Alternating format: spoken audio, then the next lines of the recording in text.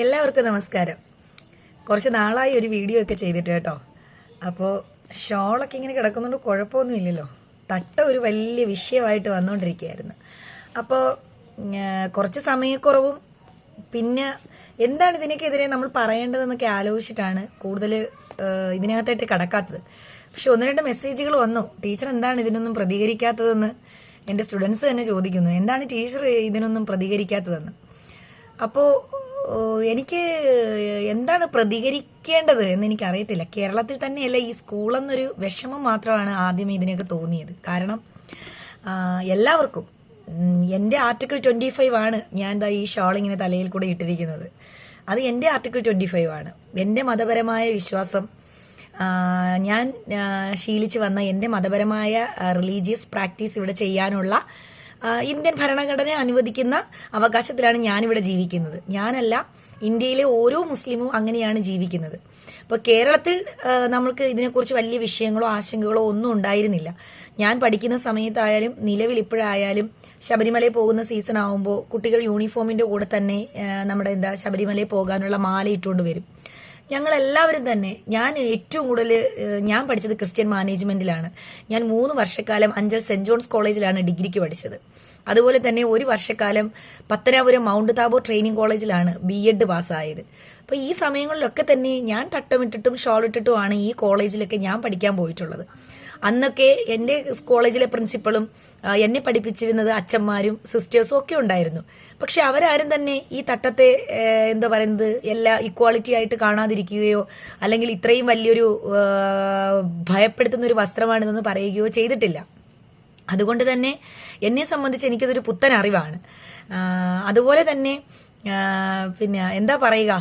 നമ്മൾ ധരിക്കുന്ന യൂണിഫോമിന്റെ കൂടെ, അതായത് എന്റെ കൂടെയും സിസ്റ്റേഴ്സ് പഠിക്കാനുണ്ടായിരുന്നു ഡിഗ്രിക്ക്. ഞങ്ങളെല്ലാവരും കോമൺ വസ്ത്രങ്ങൾ ധരിച്ചു വരുമ്പോൾ, ഞങ്ങളുടെ കോളേജിൽ യൂണിഫോം ഉണ്ടായിരുന്നില്ല, പക്ഷെ നമ്മളെല്ലാവരും കോമൺ വസ്ത്രം ധരിച്ചു വരുമ്പോൾ അവർ അവരുടേതായിട്ടുള്ള കന്യാസ്ത്രീമാരുടെ വേഷം അറിയാമല്ലോ, അത് ധരിച്ചിട്ടായിരുന്നു വന്നിട്ടുണ്ടായിരുന്നത്.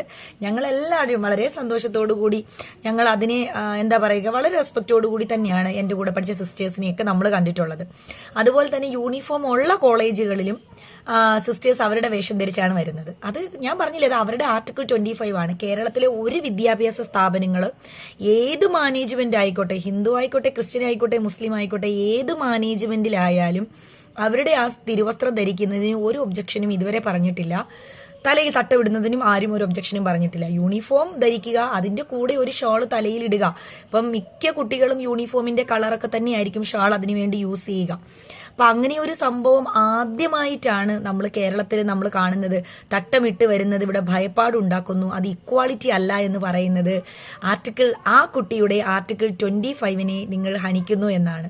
അതായത് ഇന്ത്യൻ ഭരണഘടന അനുശാസിക്കുന്ന ആർട്ടിക്കിൾ 14 മുതൽ 32 വരെയുള്ള ഭാഗങ്ങളിൽ പറഞ്ഞിരിക്കുന്ന ഫണ്ടമെന്റൽ റൈറ്റ്സ് എന്ന് പറയുന്ന ഭാഗത്തിലെ വകുപ്പ് 25 അഥവാ ആർട്ടിക്കിൾ 25 മതപരമായ സ്വാതന്ത്ര്യം ആണ് അത് ഹനിക്കുന്നത്. ഒരിക്കലും അതിനെ തിരസ്കരിക്കാൻ ആർക്കും ഇവിടെ അവകാശം ഇല്ല എന്നത് വാസ്തവമായിരിക്കെ തന്നെ എനിക്ക് ഇതിന്റെ ചർച്ചകളും വാർത്തകളും വിവാദങ്ങളും എല്ലാം തന്നെ പല ചാനലുകളിൽ നടക്കുന്നുണ്ട്, പല ഫേസ്ബുക്ക് പേജുകളിൽ, യൂട്യൂബ് ചാനലുകളിൽ എല്ലാം നടക്കുന്നുണ്ട്. എനിക്ക് ഈ സ്കൂളിന്റെ പ്രിൻസിപ്പലിനോടും മാനേജ്മെന്റിനോടും പറയാൻ ഒരൊറ്റ കാര്യം മാത്രമേ ഉള്ളൂ. റെസ്പെക്റ്റഡ് പ്രിൻസിപ്പൽ, അതായത് സിസ്റ്റർ, മാതാവിന്റെ തലയിലും തട്ടമുണ്ട്, മറിയം കന്യാസ്ത്രീമാരുടെ തലയിലും തട്ടമുണ്ട്. അതുകൊണ്ട് തന്നെ തട്ടം കാണുമ്പോൾ നിങ്ങൾക്ക് ഭയപ്പാടുണ്ടാകേണ്ട ഒരു കാര്യവുമില്ല. കേരളത്തിലെ തട്ടമിട്ട ഒരു പെൺകുട്ടിയും, തട്ടമെന്ന് പറയുമ്പോൾ അത് മുസ്ലിങ്ങൾക്ക് മാത്രമല്ല, കന്യാസ്ത്രീമാരുടെ തലയിലും ഉള്ളത് തട്ടം തന്നെയാണ്. അതായത് തലമറയ്ക്കുന്ന സ്കാർഫ് എന്ന് പറയും, അല്ലെങ്കിൽ തട്ടം എന്ന് പറയും. ഇതെല്ലാം സെയിം തന്നെയാണ്. നിങ്ങൾ ധരിക്കുന്ന രീതിയിൽ വേറൊരു രീതി, അത് മുസ്ലിങ്ങൾ ധരിക്കുന്നത് വേറൊരു രീതി, ക്രിസ്ത്യൻസ് ധരിക്കുന്നത് വേറൊരു രീതി. ഒരു ഭാരതീയ കൾച്ചറുണ്ട്. ഒരു നോർത്ത് ഇന്ത്യയിലൊക്കെ ചെന്ന് കഴിഞ്ഞാൽ അവിടുത്തെ എല്ലാ സ്ത്രീകളും സാരി ഇങ്ങനെ ധരിച്ചിട്ട് അതിന്റെ ഷാള് പിടിച്ച് തലയിൽ കൂടി ഇട്ടിരിക്കുന്നത് നമുക്ക് കാണാനായിട്ട് കഴിയും. അതൊരു ഭാരതീയ കൾച്ചറാണ്. അപ്പം ഇതെല്ലാം നിലനിൽക്കെ ഈ മുസ്ലിം പെൺകുട്ടി മാത്രം തട്ടവിട്ടത് ഭയപ്പാടുണ്ടാക്കുന്നു എന്ന് പറഞ്ഞതിനെ വളരെ വേദനയോടെ തന്നെ, വളരെ ബഹുമാനത്തോടെ തന്നെ ഒരിക്കലും സ്വീകരിക്കാൻ പറ്റില്ല എന്നുകൂടി അറിയിക്കുന്നു. ഇത്രയും വിദ്യാഭ്യാസമുള്ള സിസ്റ്റർ പഠിച്ചിരുന്ന സമയത്തും ഒക്കെ ഈ വേഷത്തിൽ തന്നെയല്ലേ സിസ്റ്റർ പോയിരുന്നത്. അന്ന് ഏതെങ്കിലും വിദ്യാഭ്യാസ സ്ഥാപനങ്ങളിലോ അല്ലെങ്കിൽ ഏതെങ്കിലും പരീക്ഷ എഴുതുന്ന സ്ഥലത്തോ ഇത് ഉപേക്ഷിക്കാൻ പറഞ്ഞാൽ നമ്മൾ ഉപേക്ഷിക്കുമായിരുന്നോ? PSC പരീക്ഷയ്ക്ക് അത് പറ്റില്ല എന്ന് പറഞ്ഞപ്പോൾ തന്നെ ഇവിടെ വൻ വിവാദമായതാണ്. അതുകൊണ്ട് തന്നെ ഈ ഒരു തട്ടം കാണുമ്പോൾ നിങ്ങൾക്ക് ഭയപ്പാടൊന്നും വേണ്ട കേട്ടോ. ഞാനും തട്ടമൊക്കെ ഇട്ടിട്ടാണ് ഇപ്പോഴും പോകുന്നത്. ഞാൻ വർക്ക് ചെയ്യുന്നതും ഒരു ക്രിസ്ത്യൻ മാനേജ്മെന്റ് സ്കൂളിലാണ്. ഞാനവിടെ തട്ടം ഇട്ടിട്ടാണ് പോകുന്നത്. എനിക്കവിടെ പ്രത്യേകിച്ച് വിഷയമൊന്നുമില്ല. അതുപോലെ തന്നെ അവിടെ പഠിക്കുന്ന കുട്ടികൾക്കും വിഷയമില്ല. അപ്പോൾ ഈ തട്ടം കാണുമ്പോൾ ആർക്കും വലിയ ഭയപ്പാടും ഭീതിയൊന്നും തോന്നണ്ട. അതൊരു റിലീജിയസ് പ്രാക്ടീസ് ആണ്. നമ്മൾ പണ്ട് മുതലേ വിശ്വസിച്ച് വരുന്നൊരു വിശ്വാസത്തിന്റെ പുറകെ പോകുന്നു. കന്യാസ്ത്രീമാര് അവരും ഒരു റിലീജിയസ് പ്രാക്ടീസ് ആണ്. അവർ വിശ്വസിച്ച് വരുന്ന വിശ്വാസത്തിന്റെ പുറകെ അവർ പോകുന്നു. ഇന്ത്യയിലെ ഭാരത സ്ത്രീകൾ തൻ ഭാവശുദ്ധി എന്ന് പറയുന്ന ഭാരത സ്ത്രീകൾ എല്ലാം തന്നെ തലയിൽ കൂടെ തട്ടമിടാറുണ്ട്, തലയിൽ ഷോൾ ഇടാറുണ്ട്, സാരിത്തുമ്പ് പിടിച്ചിടാറുണ്ട്. നോർത്ത് ഇന്ത്യയിലെ വിവാഹത്തിനൊക്കെ എടുത്തു നോക്കിയാൽ അറിയാം, പെൺകുട്ടികളെല്ലാം തന്നെ തലയിൽ കൂടി ഷാൾ ഇട്ടിട്ടാണ് ഇരിക്കുക താലി കെട്ടുന്ന സമയത്തൊക്കെ. അത് അവരുടെ ഒരു റിലീജിയസ് പ്രാക്ടീസാണ്, അല്ലെങ്കിൽ അവരുടെ ഒരു കൾച്ചറാണ്. അപ്പോൾ നമ്മൾ ഇതൊന്നും കണ്ട് നമ്മളൊരു ടെൻഷൻ അടിക്കേണ്ട കാര്യമില്ല, ഭയപ്പെടേണ്ട കാര്യമില്ല. കൂടെ ഇരിക്കുന്ന കുട്ടികളോട് ഈ തട്ടം കണ്ട് നിങ്ങൾ പേടിക്കേണ്ട എന്നൊന്നും പറയേണ്ട ആവശ്യമില്ല. അവരുടെ റിലീജിയസ് പ്രാക്ടീസ്, അത് അങ്ങനെ പൊയ്ക്കോട്ടെ.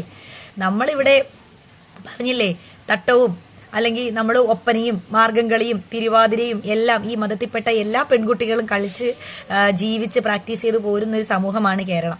അപ്പൊ അവിടെ എന്തായാലും ഇതിനൊന്നും വലിയൊരു പ്രസക്തി ഉണ്ടാകത്തില്ല എന്ന് തന്നെയാണ് എന്റെ വിശ്വാസം. എന്തായാലും ആ കുട്ടിയുടെ മാനസിക വിഷമത്തിനും ആ കുട്ടിയുടെ ആർട്ടിക്കിൾ 25 ഹനിക്കുന്ന രീതിയിലുണ്ടായ സ്കൂളിന്റെ പ്രതികരണത്തിനും വളരെ വേദനയോടെ ഒരു അധ്യാപക എന്ന നിലയിൽ ഞാനും അപലപിക്കുന്നു. ഒരിക്കലും ആ കുട്ടി അവിടെ തുടരുന്നതിനോട് ഞാനും യോജിക്കുന്നില്ല. കാരണം അതിന് അത്രത്തോളം മാനസിക വിഷമമുള്ള സ്ഥിതിക്ക് അതിനെ ആ സ്കൂളിൽ നിന്നും, കേരളത്തിൽ എത്രയോ പൊതുവിദ്യാലയങ്ങളുണ്ട്, പൊതുവിദ്യാലയങ്ങളുടെ ഗുണം നിങ്ങളൊക്കെ ഇനി എന്നാണ് മനസ്സിലാക്കുക എന്നുകൂടി എനിക്ക് ഇതിനകത്ത് പേരൻസിനോട് ചോദിക്കാനുണ്ട്. കാരണം അവരുടെ റൂൾസിൽ ഇതൊക്കെ പറയുന്ന സമയത്ത് നിങ്ങളുടെ മൗലിക അവകാശങ്ങൾ പാലിക്കാൻ നിങ്ങൾക്ക് പറ്റുന്ന സ്കൂളുകളിൽ കുട്ടികളെ ആക്കുക എന്നുള്ളത് പേരൻസ് ഇനി എന്നാണ് ചിന്തിക്കുക? എന്റെ 2 കുട്ടികളും പഠിക്കുന്നത് പൊതുവിദ്യാലയങ്ങളിലാണ്. എന്തുകൊണ്ടാണ് പൊതുവിദ്യാലയങ്ങളിൽ കുട്ടികളെ ആക്കാതെ നിങ്ങൾ ഇങ്ങനെയുള്ള വിദ്യാഭ്യാസ കച്ചവടം നടത്തുന്നവരുടെയൊക്കെ അടുക്കലേക്ക് പോകുന്നത് എന്നുകൂടി എനിക്ക് മനസ്സിലാവുന്നില്ല. അപ്പം അതൊക്കെ നിങ്ങൾ പേരൻസ് കുറച്ച് ഇതാക്കിയാൽ ഇങ്ങനെയുള്ള പ്രാക്ടീസ് ചെയ്യാൻ, ഇങ്ങനെയുള്ള നല്ലൊരു മെസ്സേജ് പോലും സമൂഹത്തിന് കൊടുക്കാനില്ലാത്ത ഇൻസ്റ്റിറ്റ്യൂഷൻസ് ഒന്നും ഇവിടെ നിലനിൽക്കുന്നില്ല എന്നുകൂടി വേദനയോടുകൂടി പറയട്ടെ. അപ്പം തട്ടം എന്തായാലും ഒരു വിഷയമാക്കണ്ട ആരും കേട്ടോ.